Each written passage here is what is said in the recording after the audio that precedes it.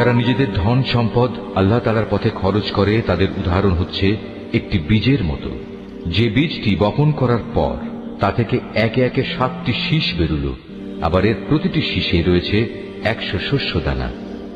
আসলে আল্লাহ তাআলা যাকে চান তাকে বহু গুণ বৃদ্ধি করে দেন। আল্লাহ তাআলা অনেক প্রশস্ত, অনেক বিজ্ঞ। যারা আল্লাহ তাআলার পথে নিজেদের ধন সম্পদ ব্যয় করে এবং ব্যয় করে তা প্রচার করে বেড়ায় না, খোঁটা দেয় না এবং কষ্টও দেয় না, এজন্য তাদের মালিকদের কাছে তাদের জন্য পুরস্কার সংরক্ষিত রয়েছে। শেষ বিচারের দিন এদের কোনো ভয় নেই। তাদের সেদিন দুশ্চিন্তাগ্রস্ত হতে হবে না। একটুখানি সুন্দর কথা বলা এবং উদারতা দেখিয়ে ক্ষমা করে দেয়া সেই দানের চাইতে অনেক ভালো।